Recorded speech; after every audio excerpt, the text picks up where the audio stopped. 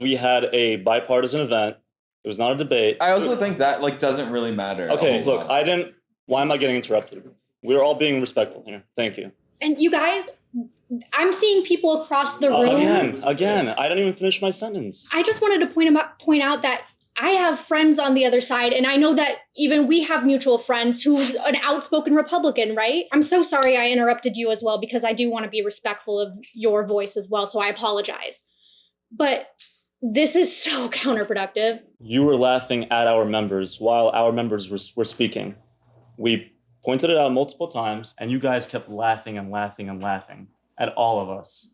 I'm really sorry to anyone who had to experience that. I'm not on USC Dems. I'm just kind of here. But we have to consider the social context of where we exist and the fact that we're post-Zoom and a lot of us are chronically online.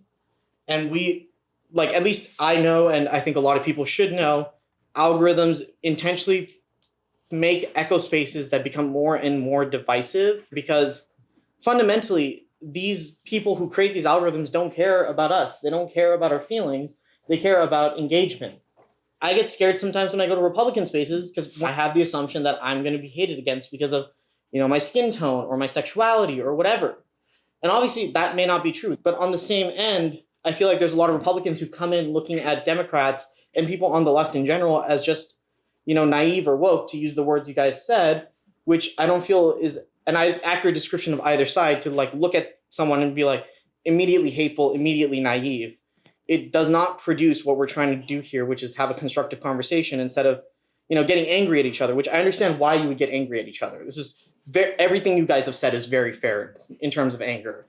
I'm very sorry if anyone has called you anything horrible. That sucks. So I'm not in USC GOP or USC Dems. And I think that's terrible. I think that's horrible. And just to sympathize or empathize, coming back to Frank's original question, which is, are you scared on campus? I would say that it's completely valid to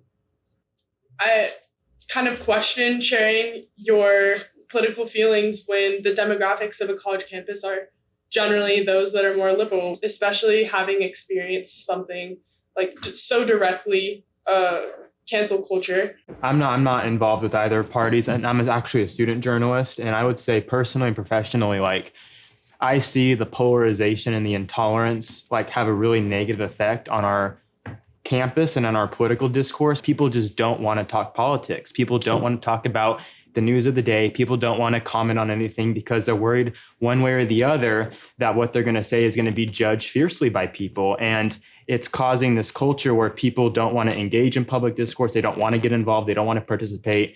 And I think we can all agree that that is very harmful to our democracy.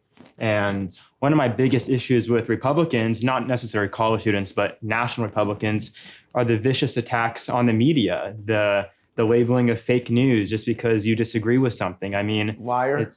Liar. Yeah, exactly. Things of that nature that, journalism is also another hallmark of democracy. I know there's kids on campus who they feel they speak up and it's like walking on eggshells, and it's very intolerant. It's very anxiety inducing. And I think the characterization of fearful is accurate. I actually do have a question for the Republicans. Hi.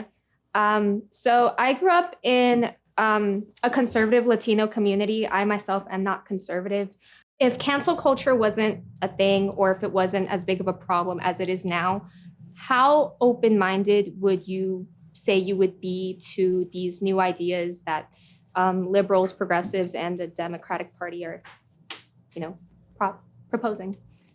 I think the issue with with canceling that we have is that the Democrat, I'm going to generalize real quick, but the Democrat Party seems to be so objectively true on all these things, but the second anybody contests it, it's shot down. That's the opposite of what actual science actually is literally defined as being. So I think this whole discourse is kind of interesting to me personally, because I grew up in Kansas, of all places. So for me, cancel culture has always been less of a partisan issue and more of kind of just an overall tolerance issue.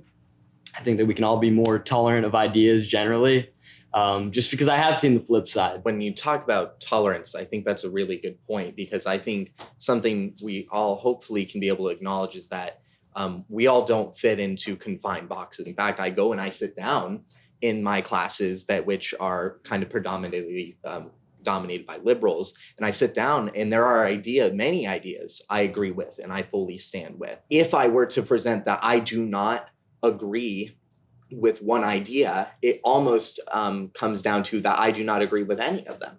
When the fact of the matter is this is more nuanced, and I think that is what is shutting people out, and it becomes this kind of villainization that if I were to not agree with the whole pie, I can't be a part of any of it. This happened to me during COVID. I got canceled online.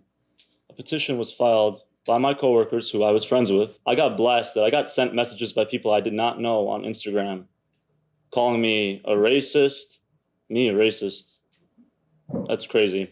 Sexist, homophobe, all these things. People who I don't even know. They don't even know me. My superiors told me about this petition because I wouldn't have known about it. And they laughed at it. I didn't get fired. But why try to ruin my life? Make my life a living hell? Why do that? Why try to cancel someone you don't even know? You jump on the bandwagon and you just try to ruin their life for no reason. I wonder if everybody, all of us, should take pause. I see people do things on the internet. I deal with cyberbullying a lot. I've testified on Capitol Hill about it before, with kids losing their lives because they're cyberbullied and they take their own lives. You'll say things on a keyboard anonymously that you wouldn't say to somebody if you were standing next to them in an elevator, or you'd scream things in a car if somebody cuts you off that you wouldn't say to somebody in a line at the grocery store. When you do this stuff, it reflects on you more than it does the person that you're attacking. I wonder sometimes if we need to stop and think about really the impact of what we're doing on someone that we don't even know.